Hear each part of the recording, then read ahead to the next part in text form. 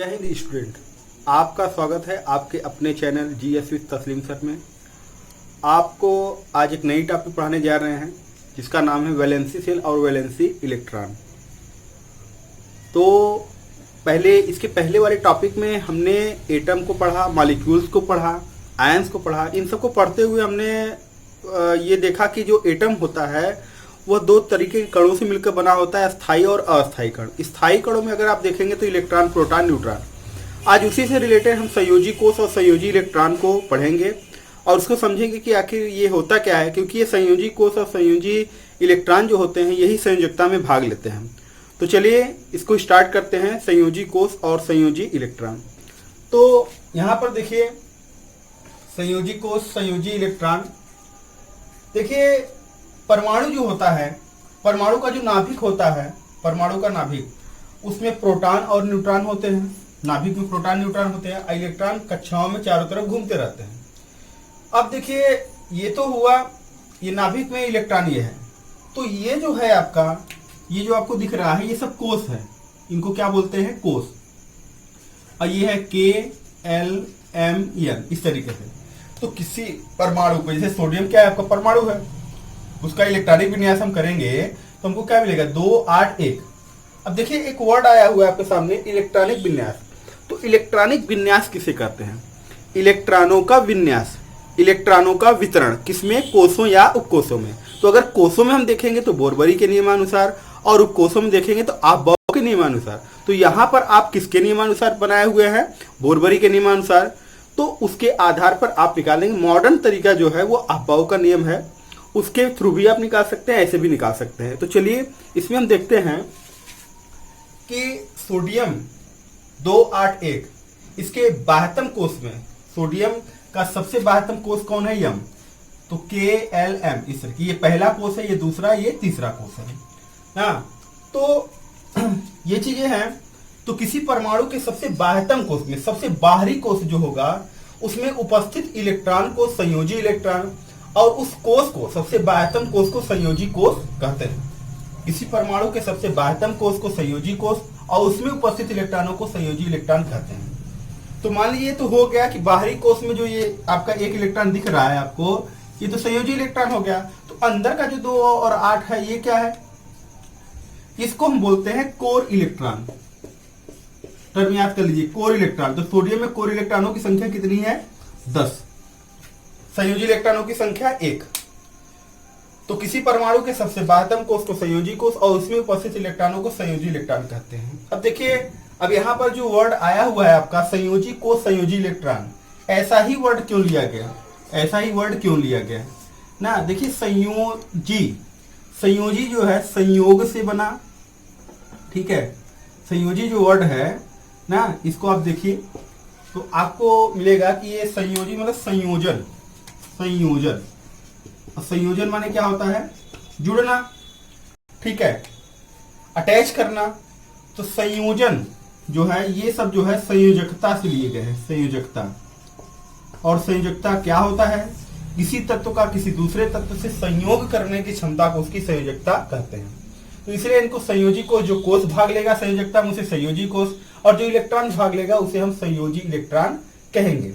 अब देखिए, अब इस यहीं पर एक वर्ड आ गया है आपका कोष, बार बार यही वर्ड आ रहा है। इसके भी थोड़े से समझ ले कि ये क्या है। कोष क्या होता है? देखिए कोष होता है और एक कक्षा होती है, और कभी कभी कहता है कि कोष और कक्षा में क्या अंतर है। हम देखिए यहाँ पर K कोष भी कर सकते हैं और K कक्षा भी कर सकते हैं, L कोष भी कर सकते हैं, L कक्षा भी कर सकते हैं, M कोष भी करते हैं, M कक्षा भी कर सकते हैं।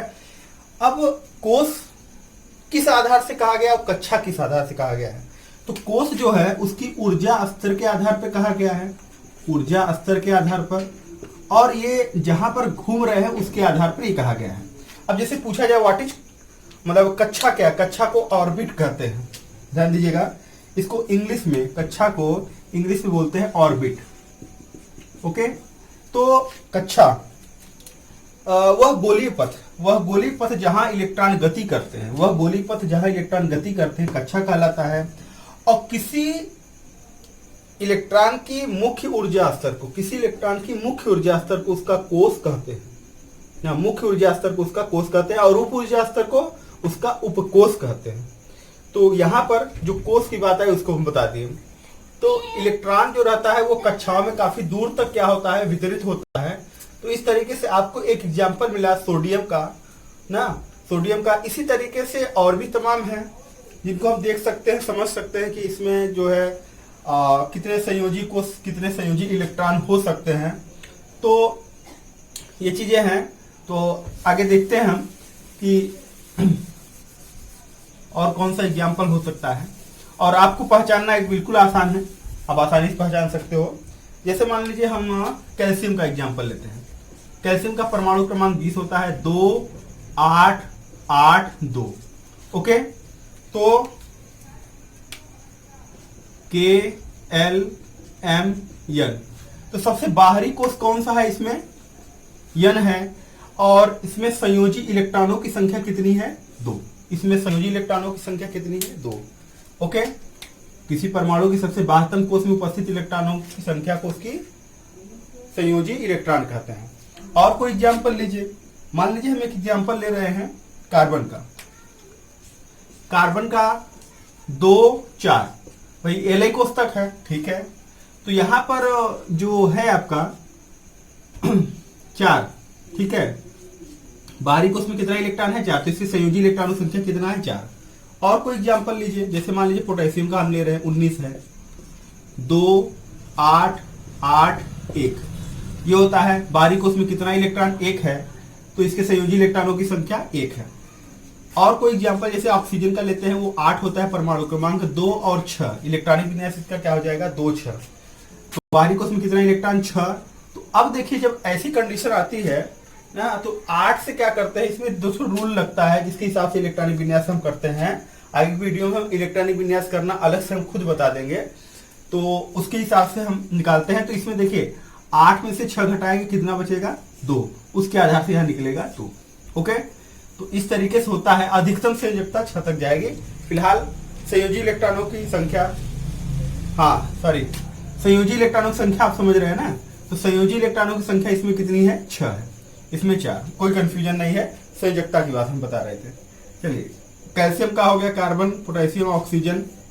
और कोई एग्जाम्पल जो कि बार बार आ रहा हो, जैसे हम मान लीजिए सल्फर लेते हैं। सल्फर का 16 होता है, 2 8 6। बाहरी कोष में कितना इलेक्ट्रॉन, 6। संयोजी इलेक्ट्रॉनों की संख्या 6। और कोई भी मान लीजिए हम लेते हैं बोरान को। बोरान का परमाणु क्रमांक 5 होता है, 2 और 3। बाहरी कोष में कितना इलेक्ट्रॉन, 3। संयोजी इलेक्ट्रॉन की संख्या 3।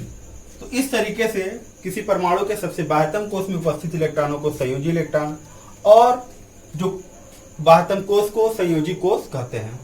तो इस तरीके से हमने संयोजी कोष और संयोजी इलेक्ट्रॉन को समझ लिया। ओके, अब आपको ये बताना है, एक हम दे रहे हैं नाइट्रोजन, इसका परमाणु क्रमांक कितना होता है, 7। इसमें आपको बताना है कि इसके संयोजी इलेक्ट्रॉनों की संख्या कितनी होगी, वो हमें कमेंट्स में लिख करके आप भेजोगे। तो आप इसको पूरा वॉच करिए, देखिए, समझिए। एक बार 2 बार देखेंगे आपको क्लियर हो जाएगा, कोई कंफ्यूजन नहीं रहेगा। Okay, thank you.